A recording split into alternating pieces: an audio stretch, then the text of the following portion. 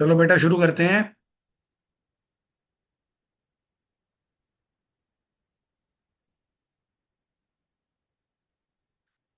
तो बेसिकली बेटा हमने 10 प्रॉपर्टीज जो है वो डिस्कस कर ली थी। आज हम हमारी प्रॉपर्टीज को कंप्लीट कर लेंगे बेटा। 13 प्रॉपर्टीज टोटल। तो 11th प्रॉपर्टी है डेंसिटी, 12th प्रॉपर्टी है बेटा आयनाइजेशन एनर्जी, और 13th प्रॉपर्टी जो है वो है बेटा E nought value, reduction potential value. तो ये सारी प्रॉपर्टीज आज हम कंप्लीट कर लेंगे बेटा। अब प्रॉपर्टीज हमारी कंप्लीट हो जाएंगी, इसका मतलब डी ब्लॉक हमारा 70% जो है वो कंप्लीट हो गया है बेटा। डी ब्लॉक के अंदर ना हमने दो कंपाउंड पढ़ने होते हैं, KMnO4 और K2Cr2O7। वो हमारे इसमें पेंडिंग है बेटा। एफ ब्लॉक भी हमने डिस्कस करना है, लेकिन एफ ब्लॉक ज्यादा डीप नहीं है बेटा। एफ ब्लॉक जो है वो डी ब्लॉक के कंपैरिजन में काफी छोटा है। तो वो सिर्फ 2 या 3 लेक्चर की कहानी है बेटा। तो बेसिकली हमारा 5 से 6 लेक्चर का चैप्टर भी पेंडिंग है बेटा, जो हम छुट्टियों के बाद जो है वो कंटिन्यू करेंगे। कल वाला दिन जो है बेटा, कल वाले दिन में हमारा टेस्ट रहेगा।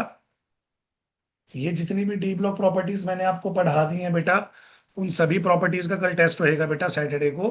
10 से 15 क्वेश्चंस का, तो वो आप प्रिपरेशन कर लेना बेटा, ठीक है। इसको हम प्रॉपर्टी को अब स्टार्ट।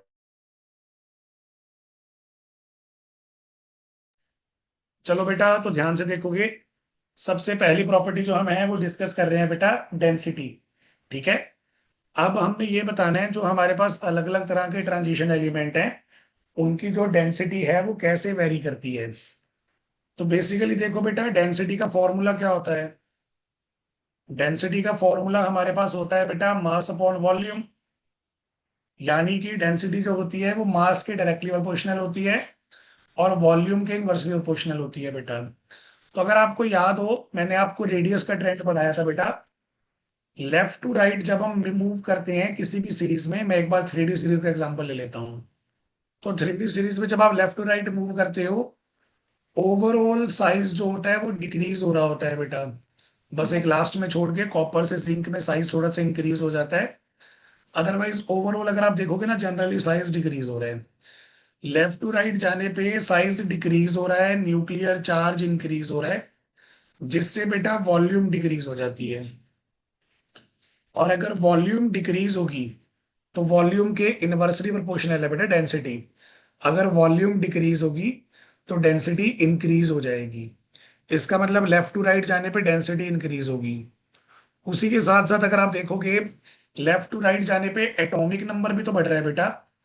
एटॉमिक नंबर बढ़ने का मतलब है प्रोटॉन्स और न्यूट्रॉन्स भी इंक्रीज हो गए।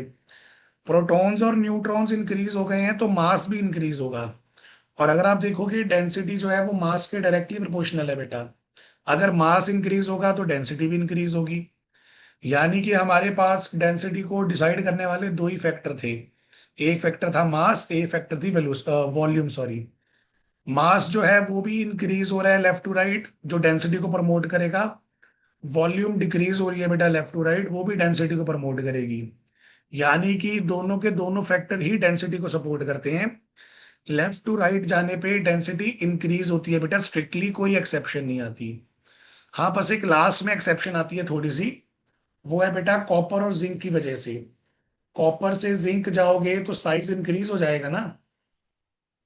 साइज इंक्रीज होगा तो वॉल्यूम डिक्रीज हो जाएगी। वॉल्यूम डिक्रीज होगी तो डेंसिटी जो है वो, सॉरी, साइज इंक्रीज होगा तो वॉल्यूम इंक्रीज हो जाएगी, जिससे डेंसिटी थोड़ी सी डिक्रीज हो जाती है। तो स्कैंडियम से लेके कॉपर तक बेटा कॉन्टिन्यूसली डेंसिटी इंक्रीज होती है। लेकिन कॉपर से जिंक जाने पे डेंसिटी की वैल्यू थोड़ी सी कम हो जाती है बेटा। तो ये चीज आपको याद रखनी है। अगर मैं बात करूं पूरे डी ब्लॉक की ट्रांजिशन एलिमेंट्स के साथ, तो पूरे डी ब्लॉक में सबसे ज्यादा डेंसिटी होती है बेटा ओस्मियम की, 22.61 ग्राम पर ml। इसके बाद बेटा, सॉरी बेटा मैंने गलत बताया, इरिडियम की डेंसिटी सबसे हाईएस्ट होती है। इरिडियम होता है 22.61 ग्राम पर ml। उसके बाद ओस्मियम आता है, जो इससे बिल्कुल थोड़ा सा कम है बेटा, 22.59। और पूरे के पूरे डी ब्लॉक में सबसे कम डेंसिटी जो होती है, वो स्कैंडियम की होती है बेटा। ये वैल्यूज आप याद रखोगे, MCQ में पूछ लेते होते हैं, हाईएस्ट वाली और लोएस्ट वाली तो स्पेशली याद रखोगे बेटा, ठीक है। तो ये हमारे पास डेंसिटी प्रॉपर्टी है, बस इतनी ही है बेटा। बिकॉज कोई एक्सेप्शन तो इसमें है नहीं। अब क्योंकि एक्सेप्शन नहीं है बेटा, तो प्रॉपर्टी जो है वो अपने आप काफी छोटी हो जाएगी। ठीक है, तो ये थी हमारे पास हमारी पहली प्रॉपर्टी, डेंसिटी। अगर किसी बच्चे का कोई डाउट है तो पूछ लो बेटा, नहीं तो थम्स अप कर दो, अगली प्रॉपर्टी पे चलते हैं।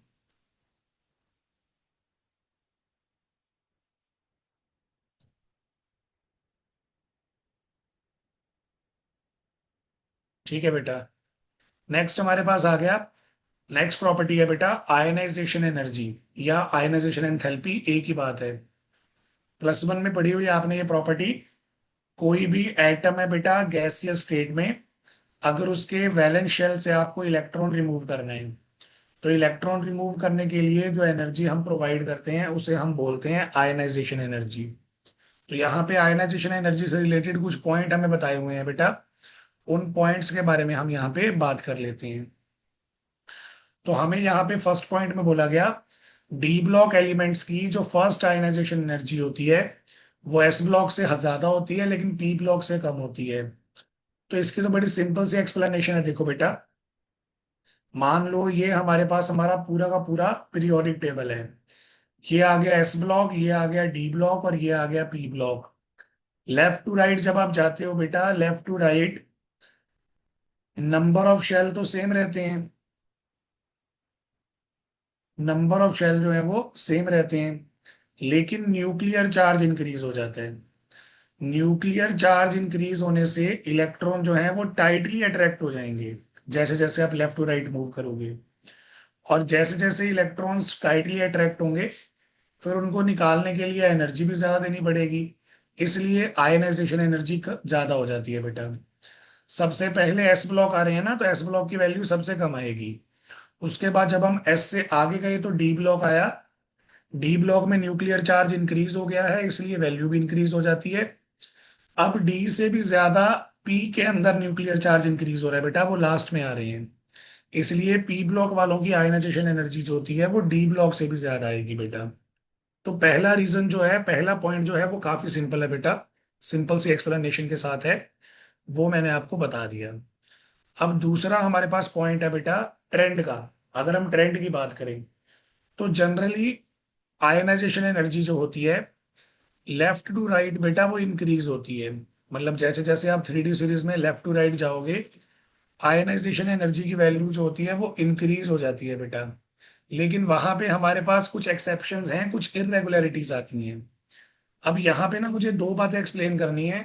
सबसे पहली बात तो ये कि left to right ionization energy increase क्यों हो रही है, और दूसरी बात ये कि यहाँ पे कुछ इरेगुलरिटीज क्यों आ रही हैं बेटा। तो आयनाइजेशन एनर्जी इंक्रीज होने का रीजन तो आपको पता ही है, लेफ्ट टू राइट मूव करने से न्यूक्लियर चार्ज इंक्रीज होता है बेटा, साइज डिक्रीज होता है, जिससे इलेक्ट्रॉन टाइटली अट्रैक्ट हो जाते हैं। तो उन टाइट इलेक्ट्रॉन्स को निकालने के लिए एनर्जी ज्यादा देनी पड़ती है, इसलिए left to right ionization energy increase हो जाएगी। अब क्वेश्चन यहाँ पे ये है कि यहाँ पे कुछ इरेगुलरिटीज क्यों आ रही हैं। इरेगुलरिटीज इसलिए आ रही हैं बेटा, जब हम हमारे किसी भी ट्रांजिशन एलिमेंट से इलेक्ट्रॉन रिमूव करते हैं ना बेटा, इलेक्ट्रॉन रिमूव करते ही जो हमारे वैलेंस ऑर्बिटल हैं, यानी कि 3d और 4s ऑर्बिटल्स हैं, इलेक्ट्रॉन के रिमूव होते ही इनकी जो एनर्जीज होती है ना बेटा वो चेंज होना स्टार्ट हो जाती हैं। कभी किसी की एनर्जी कम हो जाएगी, कभी किसी की एनर्जी ज्यादा हो जाएगी। इनमें एनर्जी का चेंज इसीलिए होता है ताकि ये अपने आप को स्टेबल रख सकें। तो जो ये चेंज ऑफ एनर्जी होता है इसे हम बोलते हैं रीऑर्गेनाइजेशन एनर्जी। और इसी एनर्जी को यूज करके ही हमारा जो एटम है वो कभी मोर स्टेबल हो जाता है, कभी लेस स्टेबल हो जाता है, जिससे इरेगुलरिटीज आनी शुरू हो जाती हैं बेटा। तो ये हमारे पास हमारा सेकंड पॉइंट था। नेक्स्ट अभी बोला गया यहाँ पे थर्ड पॉइंट। थर्ड पॉइंट में हमें बोला गया, अगर मान लो मैं डी ब्लॉक के दो लगातार कोई एलिमेंट ले लूं, जैसे क्रोमियम और मैग्नीज ले लिया बेटा मैंने।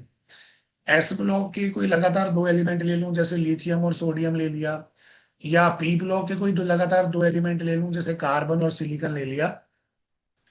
तो इन दोनों की आयनाइजेशन एनर्जी में जो डिफरेंस होगा ना बेटा वो बहुत ही कम होगा। यानी कि क्रोमियम और मैंगनीज में से इलेक्ट्रॉन अगर आपने निकालना है ना, तो उसके लिए ज्यादा एनर्जी का डिफरेंस नहीं है।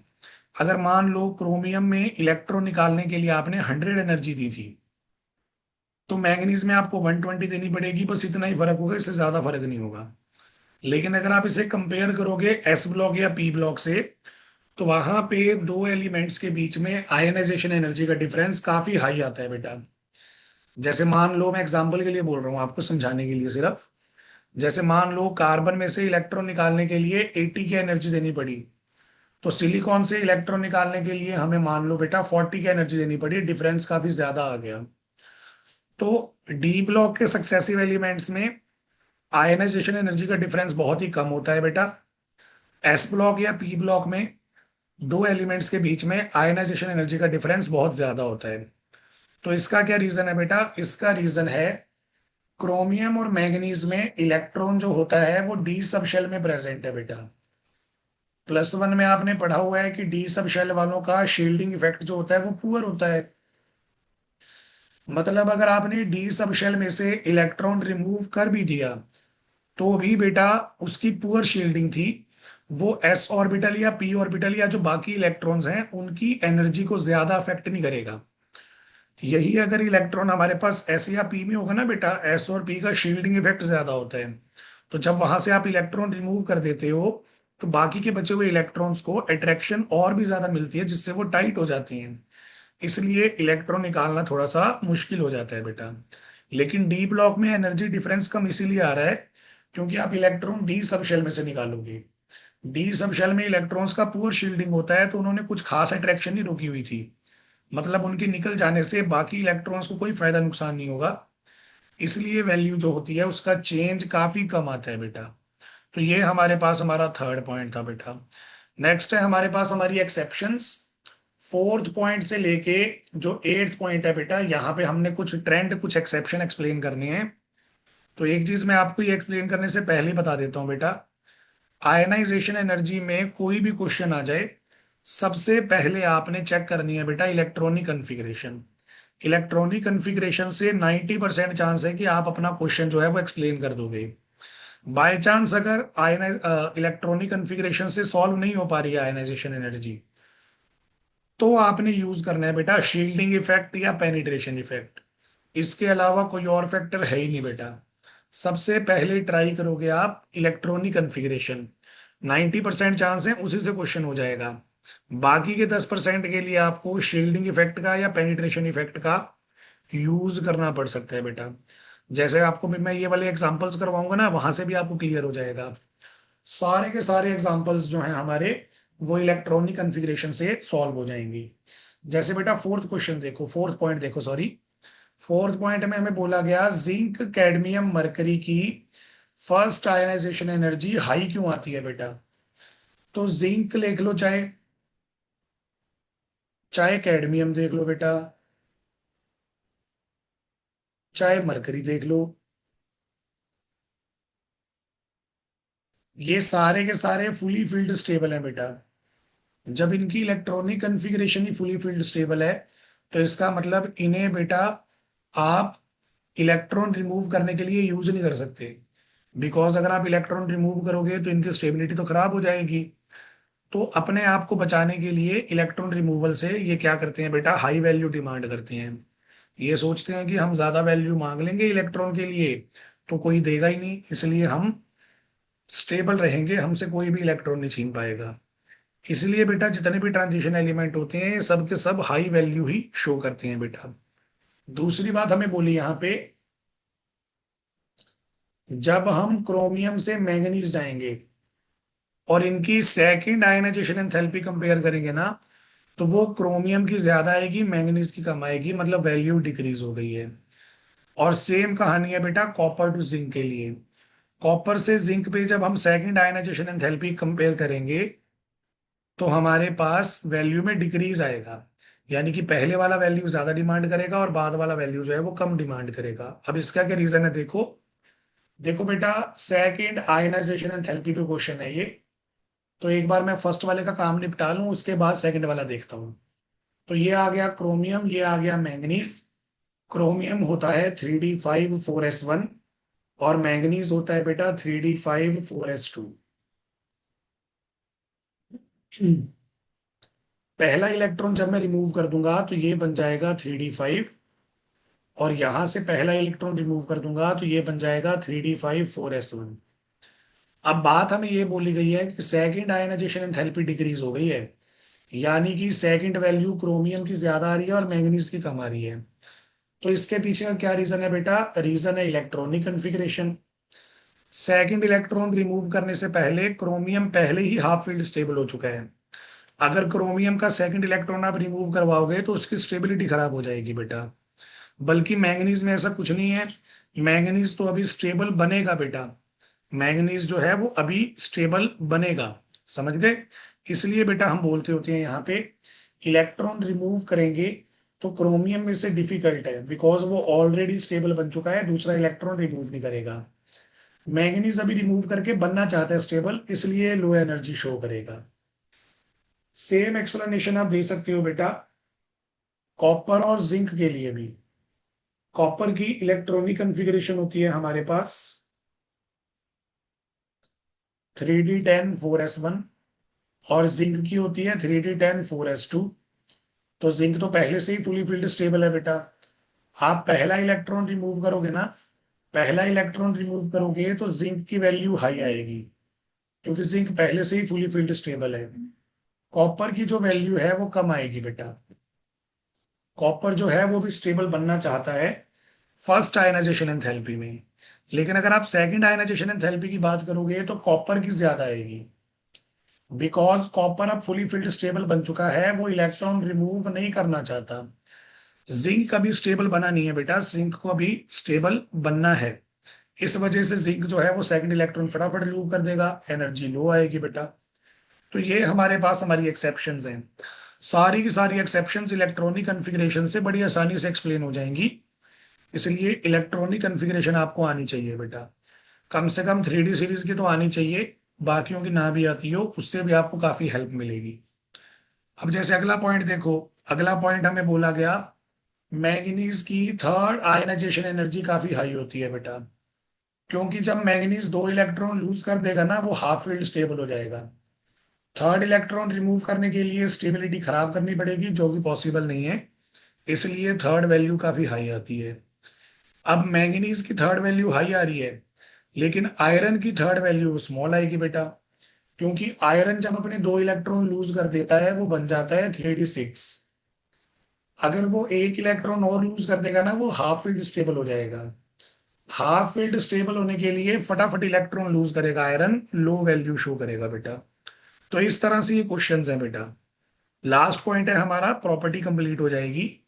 लास्ट पॉइंट में हमें बोला गया अगर हम कंपैरिजन करें 3D से 4D से 5D, मतलब top to bottom, top to bottom जब हम 3D से 4D आएंगे तो साइज इंक्रीज होगा। साइज इंक्रीज होगा तो न्यूक्लियर चार्ज डिक्रीज होगा। न्यूक्लियर चार्ज डिक्रीज होगा तो इलेक्ट्रॉन लूज हो जाएंगे, आयनाइजेशन एनर्जी भी डिक्रीज हो जाएगी। तो 3D से 4D बिल्कुल नॉर्मल ट्रेंड है बेटा। आप ऊपर से नीचे आओगे, न्यूक्लियर चार्ज डिक्रीज होता है जिससे आयनाइजेशन एनर्जी डिक्रीज हो जाती है। अब ये सेम ट्रेंड 4D से 5D भी फुल होना चाहिए था ना बेटा, नहीं हो रहा। 4D से 5D साइज जो है वो सेम रहता है बेटा, due to lanthanide contraction. Size same रहता है, बट न्यूक्लियर चार्ज इंक्रीज हो जाता है। न्यूक्लियर चार्ज इंक्रीज हो जाता है तो इलेक्ट्रॉन टाइटली अट्रैक्ट हो जाते हैं, और टाइट इलेक्ट्रॉन्स को निकालने के लिए एनर्जी हमें ज्यादा देनी पड़ती है, इसलिए आयनाइजेशन एनर्जी इंक्रीज हो जाती है बेटा। तो यही हमारे पास हमारा एट्थ पॉइंट है। एट्थ पॉइंट में हमें यही बोला गया 5D एलिमेंट्स की फर्स्ट वैल्यू जो होती है वो 3D और 4D से ज्यादा होती है। This is due to lanthanide contraction. क्या होता है lanthanide contraction? Poor shielding of nucleus by 4f electrons. ये मैं आपको आगे डिटेल में पढ़ाऊंगा बेटा एफ ब्लॉक के अंदर। तो आयनाइजेशन वाली प्रॉपर्टी हमारी कंप्लीट हो गई, आपने देख लिया होगा इलेक्ट्रॉनिक कन्फिग्रेशन पे सब कुछ डिपेंडेंट है बेटा। अगर प्रॉपर्टी में कोई डाउट है तो पूछो, नहीं तो थम्स अप कर दो, आगे चलते हैं।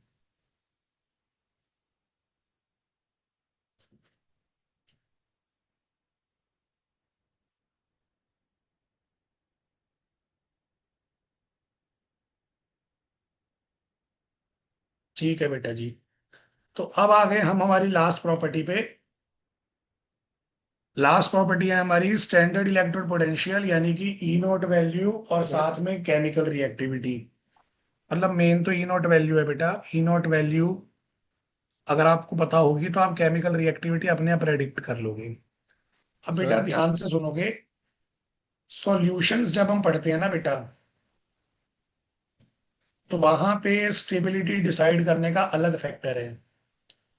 और जब आप सॉलिड पढ़ते हो, सॉलिड के अंदर स्टेबिलिटी डिसाइड करने का अलग फैक्टर है। सॉलिड में अगर आपने स्टेबिलिटी एक्सप्लेन करनी है ना बेटा, तो वो आप सिर्फ आयनाइजेशन एनर्जी से ही कर सकते हो, वहां पे किसी और फैक्टर की जरूरत नहीं है। लेकिन जब आप किसी चीज को पानी में डिसॉल्व करते हो, पानी में डिसॉल्व करके उसका सॉल्यूशन बनाते हो, तो पानी के अंदर जो स्टेबिलिटी होती है बेटा, वो मल्टीपल फैक्टर्स पे डिपेंड करती है। जिसमें से पहला फैक्टर होगा आयनाइजेशन, फिर होगा सब्लिमेशन, फिर होगा हाइड्रेशन बेटा। यानी कि सॉलिड में स्टेबिलिटी डिसाइड करने वाला एक फैक्टर है, उसी के अकॉर्डिंग आंसर आ जाएगा। सॉल्यूशन में स्टेबिलिटी डिसाइड करने वाले तीन फैक्टर हैं बेटा, और हमने इन तीनों का कंबाइंड इफेक्ट देखना होता है। कंबाइंड इफेक्ट कितना है, उसके अकॉर्डिंग हमने स्टडी करनी होती है बेटा। तो अगर आप इसे ध्यान से देखोगे जो मैं आपको बोल रहा हूं, सबसे पहले देखो बेटा, सॉल्यूशंस के अंदर स्टेबिलिटी डिपेंड करती है तीन चीजों पे। पहली चीज होती है बेटा सॉलिड को गैस में कन्वर्ट करना। जब आप सॉलिड को डायरेक्टली गैस में कन्वर्ट करोगे, उसके लिए जो एनर्जी चाहिए वो सब्लिमेशन एनर्जी है। क्योंकि हमारा एटम ये एनर्जी एब्जॉर्ब करेगा, इसलिए पॉजिटिव साइन आएगा बेटा, एनर्जी का याद रखना। दूसरा केस है जो गैसियस एटम है, उसमें से इलेक्ट्रॉन रिमूव करना है बेटा।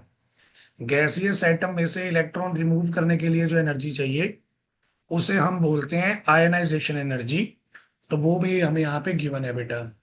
आयनाइजेशन एनर्जी भी हमारा एटम एब्जॉर्ब करेगा, इसलिए यहाँ पे भी आंसर हमारा पॉजिटिव आएगा। अब तीसरी एनर्जी देखो, जो हमने ये आयन बनाया था बेटा गैसियस स्टेट में, इस आयन को हमने डिसॉल्व करना है एक्वस सॉल्यूशन में। जब हम आयन को एक्वस सॉल्यूशन में डिसॉल्व करेंगे, तो आयन एनर्जी रिलीज करेगा बेटा। पहले दो केसेस में एनर्जी एब्जॉर्ब हो रही थी ना, अब एनर्जी रिलीज होगी। और पानी के अंदर डिसॉल्व होने के लिए जो एनर्जी के रिलीज करेगा, उस एनर्जी को हम बोलते हैं हाइड्रेशन एनर्जी। और क्योंकि यहाँ पे एनर्जी रिलीज हो रही है, तो हमारे पास आंसर यहाँ पे नेगेटिव आएगा बेटा। तो यानी कि हमारी ई नॉट वैल्यू जो होती है वो इन तीन वैल्यूज पे डिपेंड करती है। सबसे पहले सब्लिमेशन, फिर आयनाइजेशन और फिर हाइड्रेशन। अगर बेटा सब्लिमेशन और आयनाइजेशन का सम हाइड्रेशन से बड़ा आता है, उस केस में तो ई नॉट की वैल्यू पॉजिटिव आती है। लेकिन अगर सब्लिमेशन आयनाइजेशन का सम हाइड्रेशन से छोटा आता है, उस केस में ई नॉट वैल्यू नेगेटिव आती है। तो थ्री डी सीरीज के लिए हमने ये ऑब्जर्व किया, थ्री डी सीरीज में स्कैंडियम से लेके जिंक तक जितने भी एलिमेंट हैं, सब नेगेटिव वैल्यू शो करते हैं बेटा, कॉपर को छोड़ के। कॉपर की जो ई नॉट वैल्यू है वो नेगेटिव आने की बजाय पॉजिटिव आती है। तो पेपर में ना ये क्वेश्चन आ जाता होता है, यहाँ पे मैंने लिखा भी हुआ है देखो, कॉपर की पॉजिटिव ई नॉट वैल्यू है। क्यों है पॉजिटिव ई नॉट वैल्यू बेटा? तो उसके बारे में मैंने आपको बता दिया। कॉपर के केस में सब्लिमेशन और आयनाइजेशन एनर्जी का जो सम होता है, वो हाइड्रेशन एंथैल्पी से ज्यादा आता है। यानी कि पॉजिटिव वैल्यू बड़ी है, नेगेटिव वैल्यू छोटी है, इसलिए कॉपर की वैल्यू पॉजिटिव आती है। बाकी सबकी वैल्यू नेगेटिव है बेटा। बाकी सब के अंदर हाइड्रेशन एनर्जी ज्यादा होती है, सब्लिमेशन आयनाइजेशन वैल्यू कम होती है। अब जिनकी वैल्यू नेगेटिव होती है ना बेटा, ई नॉट वैल्यू नेगेटिव होती है, वो तो रिड्यूसिंग एजेंट की तरह बिहेव करते हैं। और जिनकी वैल्यू पॉजिटिव होती है बेटा, वो ऑक्सीडाइजिंग एजेंट की तरह बिहेव करते हैं। तो पेपर में ना ये क्वेश्चन ऐसे भी आ जाता है कि थ्री डी सीरीज में ऐसा कौन सा एलिमेंट है जो ऑक्सीडाइजिंग एजेंट की तरह बिहेव करेगा, तो वो सिर्फ और सिर्फ कॉपर है बेटा। बाकी सब के सब रिड्यूसिंग एजेंट की तरह बिहेव करते हैं। ठीक है। उसके बाद बेटा अगला पॉइंट है हमारे पास, मैंगनीज और जिंक की ई नॉट वैल्यू नेगेटिव है, ओके है। लेकिन जितनी वैल्यू हमने सोची थी ना इनकी आनी चाहिए, उससे ज्यादा आ रही है बेटा वैल्यू। जैसे मान लो मैं ऐसे ही बोल रहा हूँ, मैंगनीज की वैल्यू मेरी कैलकुलेशन के अकॉर्डिंग -1 वोल्ट आनी चाहिए थी, बट प्रैक्टिकली हमें वो वैल्यू जो है वो एक्सपेक्टेड से ज्यादा मिली। तो इसका क्या रीजन है बेटा? मैंगनीज और जिंक में वैल्यू ज्यादा नेगेटिव मिलती है। उसका रीजन है बेटा electronic configuration. Manganese half field stable होता है, जिंक फुली फील्ड स्टेबल होता है। इसी स्टेबिलिटी की वजह से इनकी जो वैल्यूज होती हैं वो थोड़ी सी ज्यादा नेगेटिव आती हैं बेटा। तो यहाँ पे हमारे पास ये पॉइंट हो गए हैं कंप्लीट। दो पॉइंट मैं आपको ये भी बता देता हूँ बेटा। पहले वाले पॉइंट्स में और इन पॉइंट्स में क्या फर्क है? जो पहले पॉइंट मैं आपको बता रहा था ना बेटा, वहां पे मेटल्स +2 ऑक्सीडेशन स्टेट्स में थे, +2 से 0 में कन्वर्ट हो रहे थे। अभी जो मैं आपको पॉइंट बता रहा हूँ, यहाँ पे हमारा मेटल +3 से +2 में जाएगा, फुली रिड्यूस नहीं होगा बेटा। तो यहाँ पे उसने बोला, जब हम मैंगनीज की बात करें, मैंगनीज की 3 से 2 जाने वाली वैल्यू जो होती है वो काफी हाई आती है। क्यों? क्योंकि 3 पॉजिटिव था, 3d4। जब ये इलेक्ट्रॉन गेन कर लेगा तो 3d5 हो जाएगा। मैंगनीज को भी पता है मैं इलेक्ट्रॉन गेन करके स्टेबल हो जाऊंगा, इसलिए मैंगनीज जो है बेटा वो लार्ज एनर्जी रिलीज करेगा आफ्टर एडिशन द इलेक्ट्रॉन। इसलिए वैल्यू काफी ज्यादा हाई आती है बेटा। वहीं अगर हम बात करें नीचे वाली, आयरन की वैल्यू जो है वो काफी कम आ रही है। तो इसका रीजन भी आपको समझ में आ जाना चाहिए।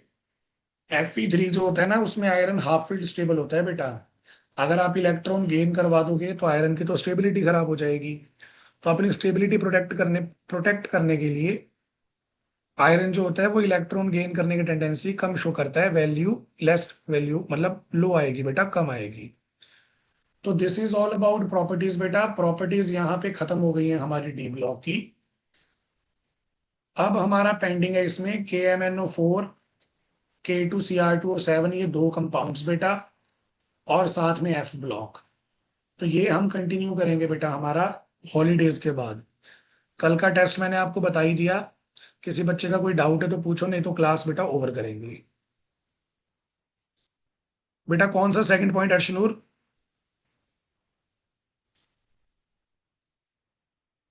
तो स्टार्टिंग की प्रॉपर्टीज में था। यहाँ पे बेटा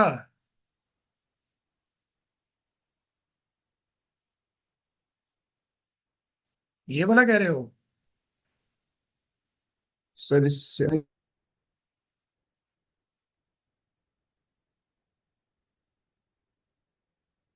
कौन सा बेटा दोबारा बताओ। सर वही था। ट्वेल्थ आयनाइजेशन का वाला सर। ही? Yes sir. हाँ बेटा, ये मैंने आपको बताया था ना अभी अभी। मैंने आपको ये बताया था आयनाइजेशन एनर्जी की जो वैल्यूज होती है ना, वो लेफ्ट टू राइट जाने पे रेगुलर नहीं है बेटा, उसमें बहुत सारी एक्सेप्शंस हैं। तो ये एक्सेप्शंस क्यों आ रही हैं उसका रीजन मैंने आपको दिया था। जब आप इलेक्ट्रॉन को रिमूव करते हो बेटा, इलेक्ट्रॉन रिमूव करने के लिए आप दो तरह के ऑर्बिटल यूज करते हो। अब इनमें प्रॉब्लम ये होती है कि इन दोनों में ना एनर्जी डिफरेंस बहुत ही कम है बेटा। इस वजह से अगर आप दोनों में से किसी में से भी इलेक्ट्रॉन रिमूव करो, चाहे आप S में से रिमूव करो चाहे आप D में से रिमूव करो, इलेक्ट्रॉन रिमूव करने पे दोनों की एनर्जीज जो होती हैं वो चेंज हो जाती हैं बेटा। अब चेंज होने का मतलब है एनर्जी बढ़ भी सकती है, एनर्जी कम भी हो सकती है, वो डिपेंड करता है इनकी इलेक्ट्रॉनिक कन्फिग्रेशन पे आफ्टर द रिमूवल। जब आप इलेक्ट्रॉन रिमूव कर दोगे, जो इलेक्ट्रॉनिक कन्फिग्रेशन इनकी बची है उसके अकॉर्डिंग इनकी एनर्जीज अल्टर करती हैं बेटा, कम हो जाती हैं ज्यादा हो जाती हैं। तो ये जो एनर्जी इनकी अल्टर होती है ना, कभी कम कभी ज्यादा, इसे हम बोलते हैं बेटा रीऑर्गेनाइजेशन एनर्जी। एनर्जी कम ज्यादा होगी तो स्टेबिलिटी में चेंज आएगा। मींस मान लो इलेक्ट्रॉन रिमूव करने पे एनर्जी ज्यादा हो गई तो स्टेबिलिटी कम हो जाएगी। अगर इलेक्ट्रॉन रिमूव करने पे एनर्जी कम हो गई है तो स्टेबिलिटी ज्यादा हो जाएगी। तो इसका मतलब एनर्जी कम ज्यादा होगी, स्टेबिलिटी चेंज होगी, जिससे इलेक्ट्रॉन में प्रॉब्लम आनी शुरू हो जाएगी बेटा। मतलब इलेक्ट्रॉन रिमूव करने के लिए कभी एनर्जी कम देनी पड़ेगी कभी ज्यादा, इसलिए वैल्यू बार बार फ्लक्चुएट करती है बेटा। ये रीजन है।